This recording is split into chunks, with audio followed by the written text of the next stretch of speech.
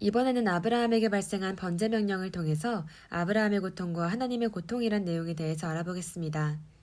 이번 영상은 내용이 길지만 속도를 빠르게 해서라도 꼭 끝까지 시청해 주시기 바랍니다.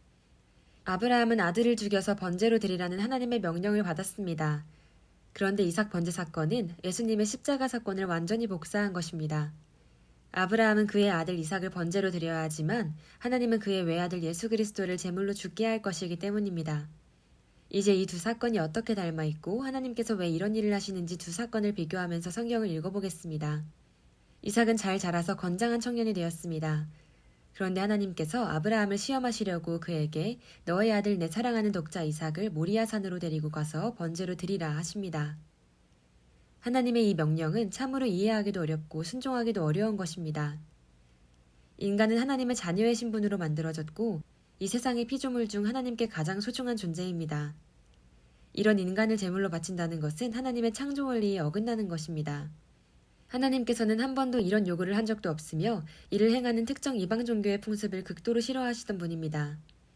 그런 하나님이 사람을 제물로, 그것도 하나밖에 없는 아들을 바치라는 것은 하나님의 성품에는 불가능한 것이고 아브라함에게도 극심한 고통을 유발하는 것입니다. 그런데 하나님께서 이런 명령을 하신 것은 아브라함을 시험하기 위한 것이라 했습니다. 하나님은 인간을 시험하실까요? 네, 하십니다. 성경에는 하나님께서 시험하시려고 행한 사건이 여러 가지가 기록되어 있습니다. 예를 들어 하나님께서는 출애굽 후 이스라엘 백성들에게 일부러 목마름과 광야의 어려움을 주셨습니다. 말씀에는 하나님께서 너를 낮추시며 너를 시험하사 내 마음이 어떠한지 그 명령을 지키는지 아니 지키는지 알려 하심이라 하셨습니다. 그런데 야고보서 1장 13절에는 하나님은 아무도 시험하지 않으신다는 말씀이 있습니다. 시험을 한다는 말도 있고 하지 않는다는 말도 있는 것입니다. 하나님께서 한 입으로 두 말 하시는 것일까요? 서로 모순되는 것 같지만 두 시험의 의미가 다릅니다. 먼저 영어로 temptation이라 하는 시험은 사탄이 인간을 유혹하고 망하게 하려고 하는 것입니다. 하나님은 아무도 시험하지 않는다는 말씀에서의 시험은 인간을 해롭게 하려고 유혹하는 것을 말하는데 선하신 하나님은 자신의 피조물인 인간에게 이런 시험을 하지 않으십니다. 단 하나님이 하시는 시험은 테스트란 의미로서 우리의 믿음과 영적인 성숙도를 높여주고 복을 주려는 목적으로만 하시는 것입니다. 시험이라는 동일어를 써도 두 가지가 서로 의미가 다른 것입니다. 아브라함에게 온 시험은 이렇게 하나님께서 좋은 뜻, 축복의 목적으로 하신 것입니다. 아브라함이 어려운 시험을 만난 이유는 그가 아들 이삭을 너무 사랑했기 때문이라는 의견이 많이 있습니다. 이 세상에서 우리가 하나님보다 더 사랑하는 것이 있으면 그것이 우상이 되고 우리의 믿음의 결단을 방해할 수 있기 때문입니다. 그러나 사실 부모가 엄청 늦은 나이에 힘들게 얻은 자녀를 더 많이 사랑하는 것은 당연한 것입니다. 하나님께서 이에 대해 질투하시고 아브라함이 하나님만을 가장 사랑하는지 확인하고 싶어서 이렇게 심한 요구를 하신다는 것은 하나님의 성품에 비해 좀 과해 보입니다. 또한 하나님이 이런 어려움을 주신 이유는 아브라함의 믿음을 시험하기 위해서라고 말하기도 합니다. 이도 역시 틀린 말은 아닐 것입니다. 이번 시험으로 인해 아브라함의 믿음이 증명되었고 하나님의 복을 더 받게 되었으니까요. 그러나 이것이 오로지 아브라함의 믿음을 시험하려는 목적뿐이었다면 그러기에는 너무 잔인한 시험이었던 것 같습니다. 하나님은 인간에게 이 정도로 극심한 정신적 고통을 주는 시험을 하신 적은 없는 것 같습니다. 그러므로 하나님께서 아브라함에게 행하신 이번 시험에는 더 깊은 다른 목적이 숨어 있을 것이라는 생각을 지울 수가 없습니다. 특이한 점은 하나님께서 이번 번제 사건을 형식이나 내용이 있어서 예수님의 십자가 사건과 완전히 판박이로 일치하도록 정황을 이끄셨다는 것입니다. 단순히 시험을 하기 위한 것이었다면 이렇게까지 두 사건을 닮게 할 필요가 없는 것이죠. 두 사건을 닮은 꼴로 만들었다는 것은 하나님께서 그의 아들을 십자가에 희생시키는 것이 아브라함의 번제 사건과 다르지 않다는 것을 보여주려는 것이라 추측할 수 있겠습니다. 오히려 이것을 보여주기 위한 것이 원래의 목적일 수 있겠다는 생각도 해보게 됩니다. 특별히 하나님께서 아브라함에게 내 아들, 내 사랑하는 독자라고 두 번이나 말한 것은 하나님도 그의 아들, 그의 사랑하는 독자를 제물로 주신다는 것을 알려주려고 더 힘주어 말씀하신 것이 아닌가 생각하게 되는 것입니다. 하나님의 명령을 받은 후 아브라함의 정신세계는 믿음 면과 정서적인 면에서 서로 다른 과정을 거칩니다. 아브라함은 많은 명상 끝에 이삭의 후손이 하늘의 별처럼 많아질 것이라는 하나님의 말씀은 반드시 이루어질 것이므로 그를 제물로 바쳐도 하나님께서 결국 그를 살아나게 하실 것이라 확신하고 이를 실행하기로 결심합니다. 그런데 믿음의 결정을 하고 난 후에 더 큰 문제가 그를 기다리고 있습니다.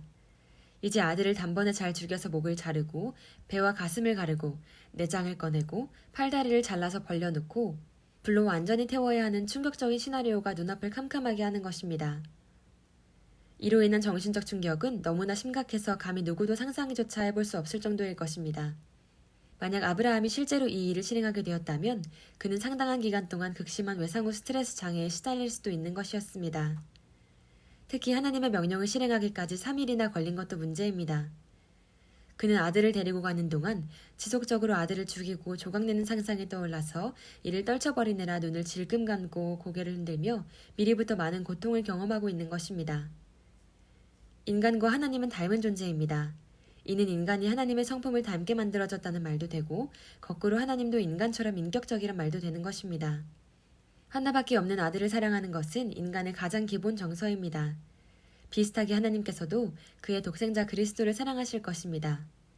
만약 이 사건이 예수님의 십자가 사건과 1대1로 판박이가 되도록 하나님께서 준비하신 것이라면 아브라함의 역할은 하나님의 역할과 닮은 꼴이 됩니다. 그럼 다음 순서로 아들을 죽여야 하는 아브라함의 괴로움은 그리스도를 십자가에 달리게 해야 하는 하나님의 마음과 많이 비슷할 것이라는 추정도 해볼 수 있는 것입니다.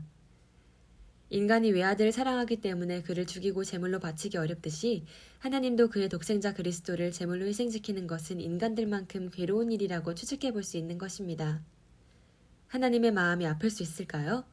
성경의 여러 곳을 참조하면 이것이 가능하다고 봅니다. 하나님께서는 노아의 홍수를 앞두고 완전히 타락한 인간을 보시며 슬퍼하시고 그 마음이 고통으로 가득 찼다고 기록하고 있습니다. 하나님의 고통이 비록 인간들이 느끼는 감정과 동일한 성질의 것은 아닐지라도 인간과 많은 공통점을 지니신 하나님의 성품을 비추어 볼 때에 우리와 많이 다르지 않을 것이라 추측이 가능한 것입니다. 성령님께서는 우리를 위해서 탄식한다고 했습니다. 탄식하는 마음에도 다른 종류의 고통이 있습니다. 예수님도 십자가에 달리기 전날 밤에 땀을 핏방울같이 흘렸다는 말씀이 있습니다. 이 일은 예수님께 엄청나게 고통스러운 것임을 증명하는 것입니다. 삼위일체 하나님은 모두 인격적인 분이시므로 나름대로 위와 같이 인간과 흡사한 고통을 느낄 수 있다고 추정해보는 것입니다. 그렇게 본다면 예수님이 잡히기 전날 밤 땀을 핏방울같이 흘리는 모습을 바라보는 하나님의 마음은 어떠했을까요? 또한 십자가에 달려 극심한 고통과 갈증으로 신음하는 아들을 바라보시는 하나님의 마음은 어떠했을까요? 우리는 늘 예수님을 보내주신 하나님의 사랑에 대해서만 이야기하고 아들을 희생시키는 과정에서 겪은 하나님의 아픔에 대해서는 거의 관심을 갖지 못했습니다. 그러나 우리가 아브라함의 고통을 추정해 볼 수 있다면 이와 닮은 꼴을 준비하신 하나님의 속마음도 일부는 추정해 볼 수 있을 것 같습니다. 사람들이 십자가로 인한 하나님의 정서적인 측면은 전혀 생각하지 못하고 하나님의 사랑에 대해서만 이야기할 것이므로 하나님은 누군가에게 일을 한번 해보게 해서 아버지의 마음을 깨달을 기회를 가져보게 하고 싶었는지 모릅니다. 그런데 믿음의 조상이며 모든 믿는 자들의 대표자가 될 아브라함은 이 일을 시켜볼 만한 가장 적합한 사람이고 그만이 이 일을 감당할 수 있을 것이기 때문에 이를 지시하신 것이라 보여집니다. 이런 특별한 목적이 아니라면 하나님께서 너무나 사랑하시는 아브라함에게 이렇게 심한 고통과 혼란을 가져다 주지는 않았을 것이라 생각됩니다. 아들을 비천한 세상에 보내서 추위와 더위와 목마름과 배고픔에 시달리게 하시고 결국은 십자가형 틀에 달리게 하는 일은 하나님께 매우 힘든 일이 될 수 있을 것입니다. 그러나 하나님은 그분의 마음의 부담을 자녀들에게 구태여 설명하지 않으십니다. 이는 부모가 세상살이의 고달픈 일들을 7살 자녀에게 하소연하지 않는 것과 비슷할 것입니다. 아이들에게 설명한다 해도 그들이 다 이해할 수 없고 아이들의 이해를 구하려 노력하는 부모의 모습도 구차하게 보이기 때문입니다. 그래서 그런지 하나님은 사람들에게 독생자를 보내는 마음을 직접 설명하지는 않으십니다. 다만 마음이 있는 사람은 일부라도 이를 생각해 볼 수 있도록 기회를 마련해 주신 것일 수 있겠습니다. 하나님은 왜 그의 외아들에게 힘든 십자가의 고통을 감당하게 하려는 것일까요? 인간들의 죄와 하나님의 사랑 때문일 것입니다. 인간들의 죄를 없던 일로 치고 눈 감아주고 그냥 용서해버리는 것은 공정한 재판장이신 하나님의 공의성에 배치됩니다. 형법에 반하는 죄를 지었으면 형벌을 받아야 하는 것입니다. 그런데 아무것도 모르고 죄를 짓는 막내 아들과 같은 인간들에게 멸망의 형벌을 지우기에는 하나님의 마음이 너무 괴로운 것입니다. 그래서 그 고통을 아버지와 하나밖에 없는 외아들이 대신 감당해주기로 하신 것입니다. 예수님만 고통당하신 것이 아니고 아버지도 아들을 희생시키는 고통을 감당하신 것입니다. 아브라함의 고통과 상통하는 심한 고통을 하나님도 느끼시는 것입니다. 대신 희생한다는 것은 사랑 없이는 불가능한 것입니다. 사랑이 아니면 자신의 목숨을 대신 줄 수도 없고 전능자신 하나님이 이런 고통을 당할 이유도 없는 것입니다. 우리를 너무나 사랑하시고 우리를 너무나 원하시는 하나님이기 때문에 기꺼이 자신을 고통 속에 던지신 것입니다. 하나님은 아브라함에게 왜 이렇게 무리한 요구를 하시는지 이유를 설명하지 않으십니다. 그 의미는 후대의 여러 선지자들과 성경 연구자들을 통해서 알게 해주실 것입니다. 하나님은 아브라함이 왜 나에게 이런 시험을 주십니까? 하고 묻지 않기를 바라셨을 것입니다. 그런데 아브라함은 아무것도 묻지 않고 묵묵히 이를 실행한 것입니다. 하나님은 이런 아브라함이 너무나 고맙고 사랑스러운 것입니다. 하나님은 아브라함에게 진짜 고통이 오기 직전에 이것으로 충분하다, 이제 그만해도 된다 하고 중단시킵니다. 그러나 본인은 결국 이를 행하십니다. 이것이 아버지 하나님의 사랑입니다. 하나님도 고통받으실 수 있다는 저의 글은 일부 정통신학자들에게서 부정될 수도 있고 일부에게서는 인정받을 수도 있을 것입니다. 그런데 하나님의 아픔은 원하는 대로 안 되거나 손해를 봐서 괴로워하는 나약한 인간의 것과는 다를 것입니다. 하나님의 아픔은 오로지 하나님의 사랑 때문에 발생하는 것임을 성경에 추측하게 합니다. 예레미야 31장 20절에는 에브라임을 책망할 때마다 그를 위하여 내 창자가 들끓으니 내가 반드시 그를 불쌍히 여기리라 하시는 말씀이 있습니다. 자식을 책망하고 때리는 하나님의 마음이 창자가 들끓듯이, 창자가 끊어지듯이 괴롭다는 뜻이라 보입니다. 사랑은 필연적으로 고통을 동반하게 됩니다. 하나님은 그의 백성이 하나님을 거부하고 떠날 때에 괴로워하십니다. 만약 우리에 대한 사랑이 없다면 하나님은 우리로 인해 고통당하지 않을 것입니다. 하나님은 이 사랑이 너무나 크기 때문에 고통의 크기도 클 수 있는 것입니다. 또한 하나님은 사랑하는 백성을 징계할 때에도 그의 마음이 아프십니다. 이번 영상에서 살펴보았듯이 죄인들을 위해 고통당하는 독생자를 보실 때에도 그의 마음이 아브라함의 마음처럼 아프실 것입니다. 우리는 사랑 때문에 상처받으실 수 있는 하나님의 마음을 너무 아프게 하지 말아야겠습니다. 첨언의 일부는 베런트 캄파이스 교수의 논문이며 이충만 목사님의 번역본에서 인용하였습니다. 시청해주셔서 감사합니다.